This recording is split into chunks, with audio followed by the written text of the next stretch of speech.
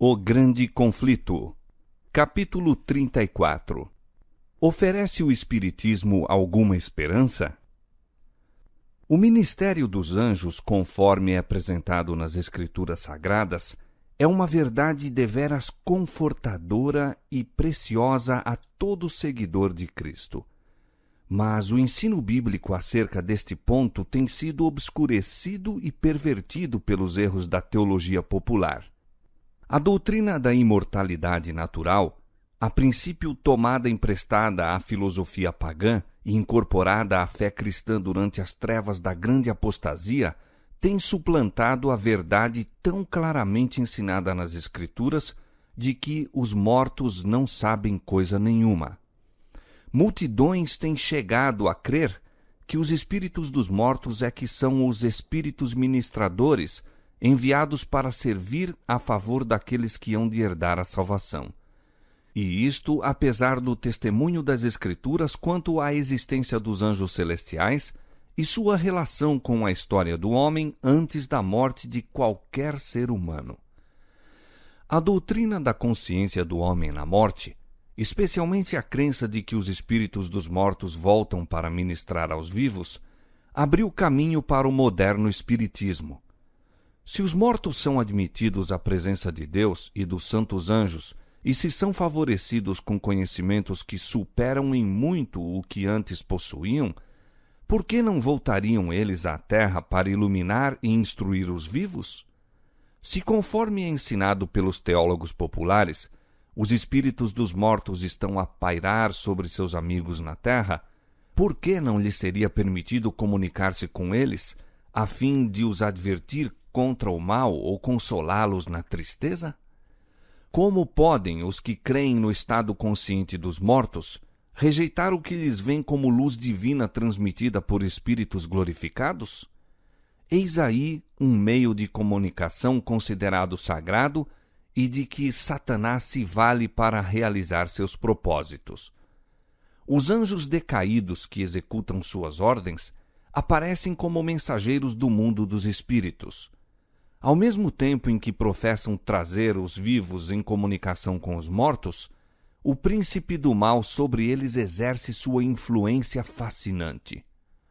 Ele tem poder para fazer surgir perante os homens a aparência de seus amigos falecidos. A contrafação é perfeita. A expressão familiar, as palavras, o tom da voz são reproduzidos com maravilhosa exatidão. Muitos são consolados com a afirmativa de que seus queridos estão gozando a ventura celestial e, sem suspeita de perigo, dão ouvidos a espíritos enganadores e doutrinas de demônios. Induzindo-os Satanás a crer que os mortos efetivamente voltam para comunicar-se com eles, faz o maligno com que apareçam os que baixaram ao túmulo sem estarem preparados. Pretendem estar felizes no céu e mesmo ocupar ali elevadas posições, e assim é largamente ensinado o erro de que nenhuma diferença se faz entre justos e ímpios. Os pretensos visitantes do mundo dos espíritos algumas vezes proferem avisos e advertências que se demonstram corretos. Então, estando ganha a confiança, apresentam doutrinas que solapam diretamente a fé nas Escrituras. Com a aparência de profundo interesse no bem-estar de seus amigos na terra, insinuam os mais perigosos erros. O fato de declararem algumas verdades e poderem por vezes predizer acontecimentos futuros dá às suas declarações uma aparência de crédito, e seus falsos ensinos são tão de pronto aceitos pelas multidões e tão implicitamente cridos como se fossem as mais sagradas verdades da Bíblia. A lei de Deus é posta de parte, desprezado o Espírito da graça, o sangue do concerto tido em conta de coisa profana.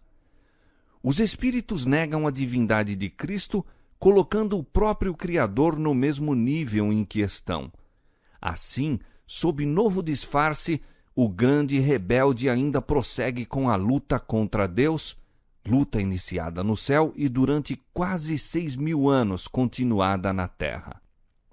Muitos se esforçam por explicar as manifestações espíritas, atribuindo-as inteiramente a fraudes e prestidigitação por parte do médium.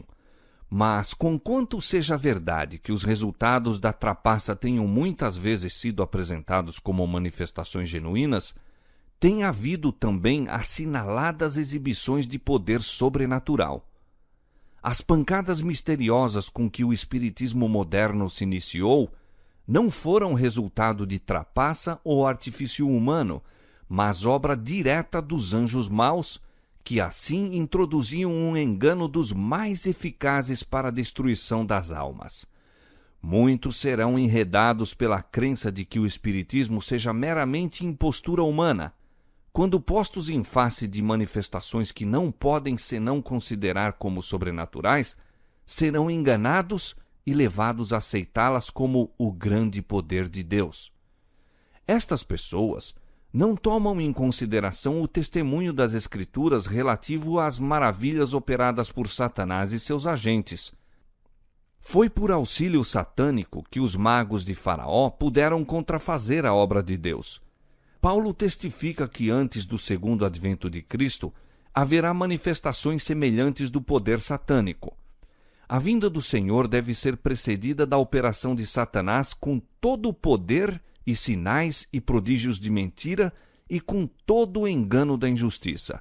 2 Tessalonicenses capítulo 2, versos 9 e 10. E o apóstolo João, descrevendo o poder efetuador de prodígios que se manifestará nos últimos dias, declara: faz grandes sinais, de maneira que até fogo faz descer do céu à terra à vista dos homens. E engana os que habitam na terra com sinais que foi permitido que fizesse. Apocalipse capítulo 13, versos 13 e 14. Não se acham aqui preditas meras imposturas. Os homens não são enganados por sinais que os agentes de Satanás têm poder para fazer e não pelo que pretendam realizar. O príncipe das trevas, que durante tanto tempo tem aplicado na obra do engano as faculdades de seu espírito superior, adapta habilmente suas tentações aos homens de todas as classes e condições. A pessoas de cultura e educação apresenta o espiritismo em seus aspectos mais apurados e intelectuais e assim consegue atrair muitos à sua cilada. A sabedoria que o espiritismo comunica é aquela descrita pelo apóstolo Tiago, a qual não vem do alto, mas é terrena, animal e diabólica. Tiago 3,15. Isto, entretanto, o grande enganador esconde quando o encobrimento melhor convém ao propósito visado. Aquele que, perante Cristo, no deserto da tentação, pôde aparecer vestido com o resplandor dos serafins celestiais, vem aos homens da maneira mais atrativa como anjo de luz. Apela para a razão, apresentando assuntos que elevam, deleita a imaginação com cenas arrebatadoras, conquista a afeição por meio de quadros eloquentes de amor e caridade. Excita a imaginação a voos altaneiros, levando os homens a terem grande orgulho de sua própria sabedoria, a ponto de em seu coração desdenharem o eterno. Aquele ser poderoso que pôde levar o Redentor do mundo a um monte muito alto e mostrar-lhe todos os reinos da terra e a glória dos mesmos, apresentará aos homens as suas tentações de maneira a perverter o senso de todos os que não estejam escudados no poder divino.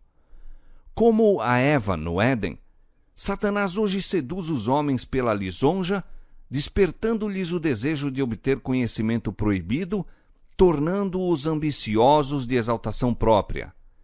Foi o acariciar estes males que lhe ocasionou a queda e por meio deles visa conseguir a ruína dos homens.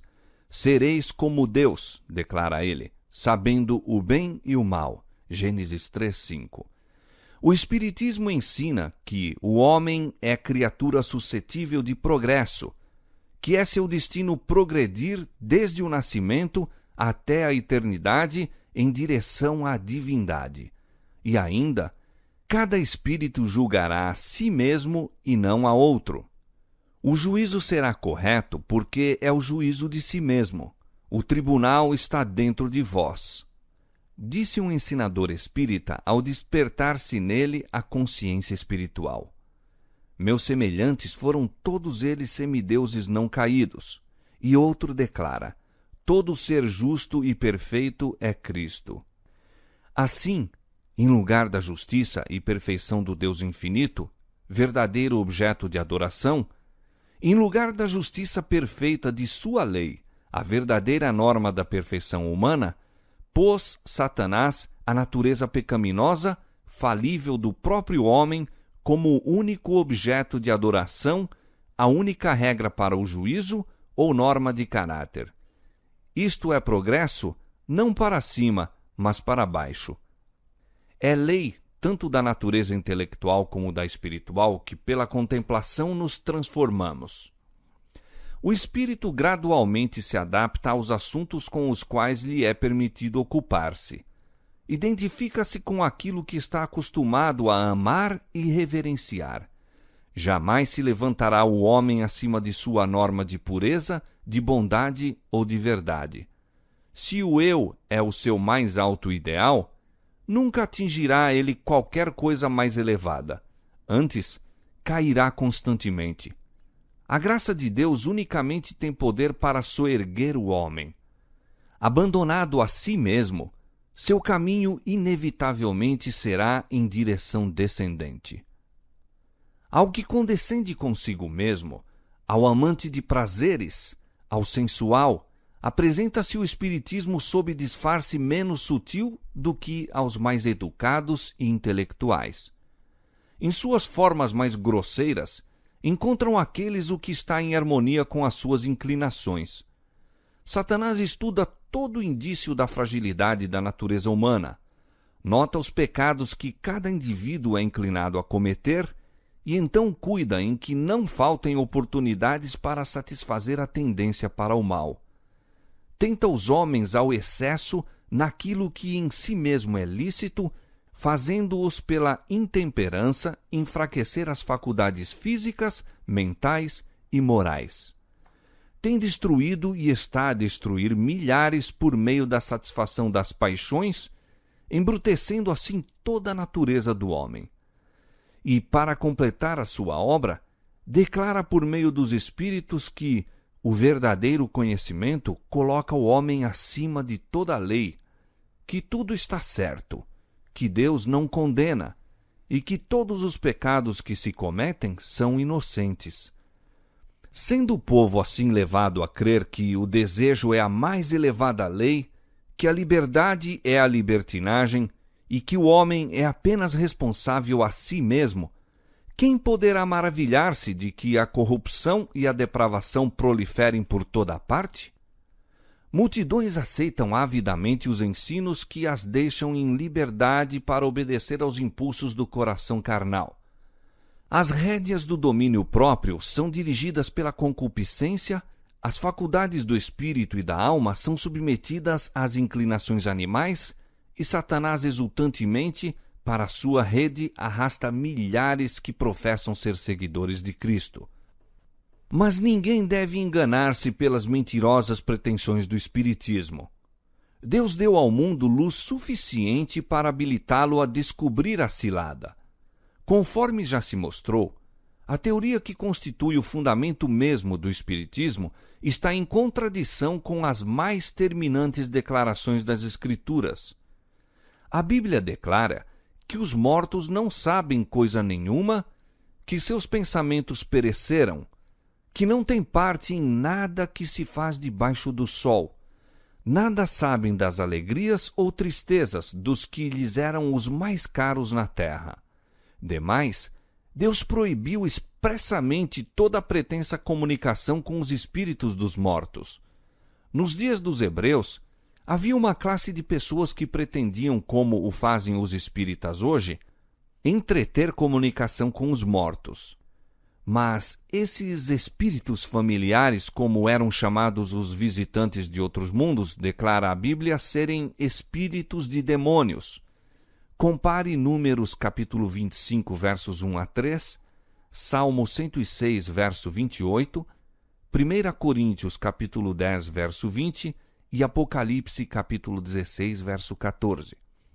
O costume de tratar com os espíritos familiares foi denunciado como abominação ao Senhor e solenemente proibido sob pena de morte. Levítico capítulo 19, verso 31 e capítulo 20, verso 27. O próprio nome de feitiçaria é hoje tido em desdém. A pretensão de que os homens podem entreter comunicações com os espíritos maus é considerada como fábula da Idade Média.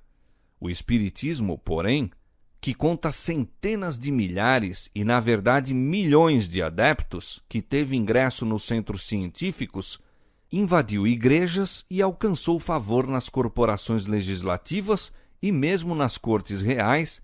Esse grande engano não é senão o reaparecimento sob novo disfarce da feitiçaria condenada e proibida na antiguidade. Se não existissem outras provas do verdadeiro caráter do Espiritismo, bastaria ao cristão o fato de que os espíritos não fazem diferença entre a justiça e o pecado, entre os mais nobres e puros dos apóstolos de Cristo e os mais corruptos dos servos de Satanás.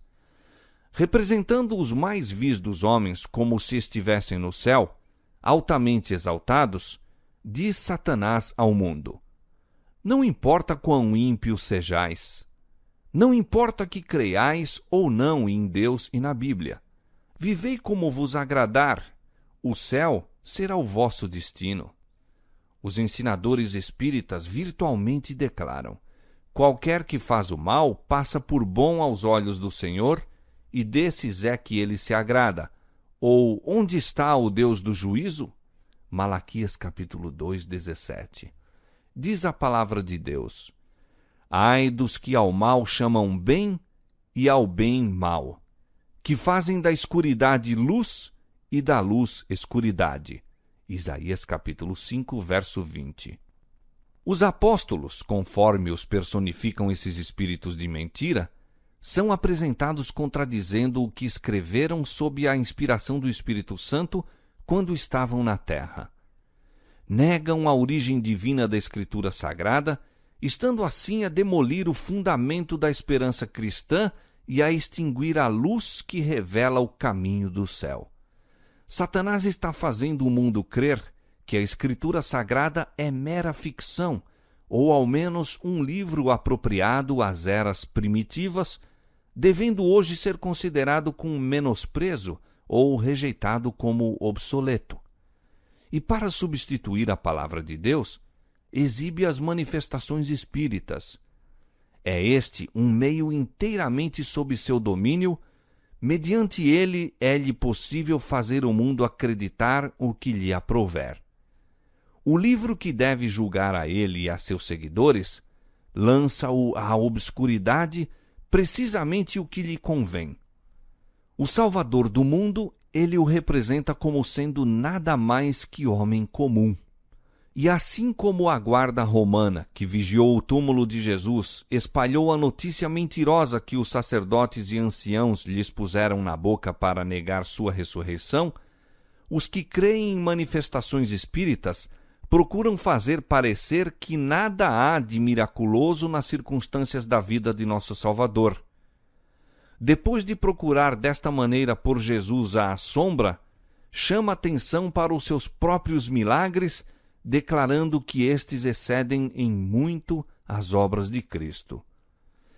É verdade que o Espiritismo hoje está mudando a sua forma e ocultando alguns de seus mais reprováveis aspectos, reveste-se de aparência cristã. Mas as suas declarações pela tribuna e pela imprensa têm estado perante o público durante muitos anos e nelas o seu verdadeiro caráter se acha revelado. Estes ensinos não podem ser negados nem encobertos. Mesmo em sua forma atual, longe de ser mais tolerável do que o foi anteriormente, é na verdade um engano mais perigoso, por isso que mais sutil. Embora antes atacasse a Cristo e a Escritura Sagrada, hoje professa aceitar a ambos. Mas a Bíblia é interpretada de molde a agradar ao coração não regenerado, enquanto suas verdades solenes e vitais são anuladas. Preocupa-se com o amor, com o principal atributo de Deus, rebaixando-o, porém, até reduzi-lo a sentimentalismo enfermiço, pouca distinção fazendo entre o bem e o mal. A justiça de Deus, sua reprovação ao pecado, os requisitos de sua santa lei, tudo isto é posto de parte. O povo é ensinado a considerar o Decálogo como letra morta. Fábulas aprazíveis, fascinantes, cativam os sentidos, levando os homens a rejeitar as sagradas Escrituras como o fundamento da fé. Cristo é tão verdadeiramente negado como antes, mas Satanás a tal ponto cegou o povo que o engano não pode ser discernido. Poucos há que tenham justa concepção do poder enganador do Espiritismo e do perigo de colocar-se sob sua influência. Muitos se intrometem com ele simplesmente para satisfazer a curiosidade. Não têm realmente nenhuma fé nele e encher-se-iam de horror ao pensamento de se entregarem ao domínio dos espíritos. Aventuram-se, porém, a entrar no terreno proibido e o poderoso destruidor exerce a sua força sobre eles contra a sua vontade. Uma vez induzidos a submeter a mente à sua direção, segura-os ele em cativeiro. É impossível pela sua própria força romperem com o fascinante e sedutor encanto. Nada, a não ser o poder de Deus, concedido em resposta à fervorosa oração da fé, poderá livrar essas almas prisioneiras. Todos os que condescendem com traços pecaminosos de caráter, ou voluntariamente acariciam um pecado reconhecido, estão a atrair as tentações de Satanás. Separam-se de Deus e do vigilante cuidado de seus anjos. Apresentando o maligno seus enganos, estão indefesos, tornando-se presa fácil. Os que assim se colocam em seu poder não compreendem onde terminará seu caminho. Tendo-os subjugado por completo, o tentador os emprega como agentes para levar outros à ruína. Diz o profeta Isaías: quando vos disserem, consultai os que têm espíritos familiares e os adivinhos que chilreiam e murmuram entre dentes, não recorrerá um povo ao seu Deus? A favor dos vivos interrogar-se-ão os mortos? À lei e ao testemunho. Se eles não falarem segundo esta palavra, nunca verão a alva. Isaías 8, 19 e 20.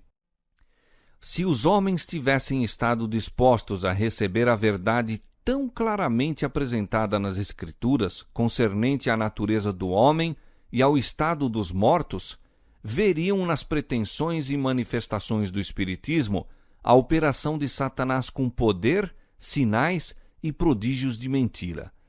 Mas ao invés de renunciar à liberdade tão agradável ao coração carnal, assim como aos pecados que amam, as multidões fecham os olhos à luz e prosseguem em seus caminhos sem tomar em consideração as advertências, ao mesmo tempo em que Satanás lhes tece em torno as suas armadilhas, fazendo-os presa sua. Porque não receberam o amor da verdade para se salvarem, Deus lhes enviará a operação do erro, para que creiam a mentira. 2 Tessalonicenses capítulo 2, versos 10 e 11. Os que se opõem aos ensinos do Espiritismo enfrentam não somente aos homens, mas também a Satanás e a seus anjos. Entraram em luta contra os principados, potestades e espíritos maus dos ares. Satanás não cederá uma polegada de terreno sequer, a menos que seja rechaçado pelo poder dos mensageiros celestiais. O povo de Deus deve ser capaz de o enfrentar, como fez nosso Salvador com as palavras: está escrito. Satanás pode citar a Escritura hoje, como fez nos dias de Cristo, pervertendo-lhe os ensinos para apoiar seus enganos. Os que quiserem estar em pé neste tempo de perigo devem compreender por si mesmos o testemunho das Escrituras. Muitos serão defrontados por espíritos de demônios personificando parentes ou amigos queridos e declarando as mais perigosas heresias. Estes visitantes apelarão para os nossos mais ternos sentimentos de simpatia, efetuando prodígios para apoiarem suas pretensões. Devemos estar preparados para resistir a eles com a verdade bíblica de que os mortos nada sabem e de que os que desta maneira aparecem são espíritos de demônios. Está iminente diante de nós a hora da tentação que há de vir sobre todo o mundo para tentar os que habitam na terra. Apocalipse 3:10. Todos aqueles cuja fé não estiver firmemente estabelecida na palavra de Deus serão enganados e vencidos. Satanás opera com todo o engano da injustiça para alcançar domínio sobre os filhos dos homens, e os seus enganos aumentarão continuamente. Só logrará alcançar, porém, o objetivo visado quando os homens voluntariamente cederem às suas tentações. Os que sinceramente buscam o conhecimento da verdade e se esforçam em purificar a alma pela obediência, fazendo assim o que podem a fim de preparar-se para o conflito, encontrarão refúgio seguro no Deus da verdade. Como guardaste a palavra da minha paciência, também eu te guardarei. Apocalipse 3:10. É a promessa do Salvador. Mais fácil seria enviar ele todos os anjos do céu para protegerem seu povo do que deixar a alma que nele confia ser vencida por Satanás. O profeta Isaías descreve a terrível ilusão que virá sobre os ímpios, levando-os a considerar-se seguros contra os juízos de Deus. Fizemos concerto com a morte, e com o inferno fizemos aliança. Quando passar o dilúvio do açoite, não chegará a nós, porque pusemos a mentira por nosso refúgio, e debaixo da falsidade nos escondemos. Isaías 28:15. Na classe aqui descrita estão incluídos os que, em obstinada impenitência, se consolam com a segurança de que deverá haver castigo para o pecador, de que toda a humanidade, não importa quão corruptas sejam as pessoas, será elevada até aos céus para se tornar como anjos de Deus. Entretanto, de modo ainda mais declarado, estão a fazer concerto com a morte e aliança com o inferno, os que renunciam às verdades que o céu proveu como defesa aos justos no tempo de angústia e aceitam o falso abrigo oferecido por Satanás em lugar daquelas, a saber, as sedutoras pretensões do espiritismo. É sobremaneira admirável a cegueira do povo desta geração. Milhares rejeitam a palavra de Deus como indigna de crédito e com absoluta confiança esposam os enganos de Satanás. Céticos e escarnecedores acusam o fanatismo dos que contendem pela fé dos profetas e apóstolos e divertem-se ridicularizando as declarações solenes das Escrituras referentes a Cristo, ao plano da salvação e ao castigo que aguarda os que rejeitam a verdade. Aparentam grande piedade por espíritos tão acanhados, fracos e supersticiosos que reconheçam as reivindicações de Deus e obedeçam aos requisitos de sua lei. Manifestam tamanha segurança, como se, na verdade, houvesse feito um concerto com a morte e uma aliança com o inferno, como se houvessem erigido uma barreira intransponível, impenetrável entre si e a vingança de Deus. Não lhes pode suscitar temores. Tão completamente se têm entregue ao tentador, tão intimamente se acham com ele unidos e tão imbuídos de seu espírito, que não têm poder nem inclinação para desembaraçar-se de suas ciladas. Satanás tem há muito estado a preparar-se para um esforço final, a fim de enganar o mundo. O fundamento de sua obra foi posto na declaração feita a Eva no Éden: certamente não morrereis. No dia em que dele comerdes, se abrirão os vossos olhos e sereis como Deus, sabendo o bem e o mal. Gênesis capítulo 3, versos 4 e 5. Pouco a pouco ele tem preparado o caminho para a sua obra mestra de engano, o desenvolvimento do espiritismo.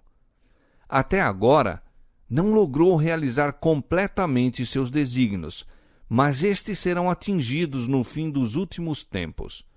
Diz o profeta: vi 3 espíritos imundos semelhantes a rãs.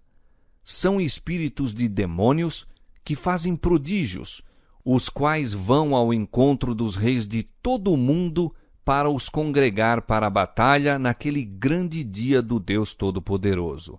Apocalipse capítulo 16, versos 13 e 14. Com exceção dos que são guardados pelo poder de Deus, pela fé em sua palavra, o mundo todo será envolvido por esse engano. O povo está rapidamente adormecendo, acalentado por uma segurança fatal, para unicamente despertar com o derramamento da ira de Deus. Diz o Senhor Deus: regrarei o juízo pela linha e a justiça pelo prumo, e a saraiva varrerá o refúgio da mentira, e as águas cobrirão o esconderijo.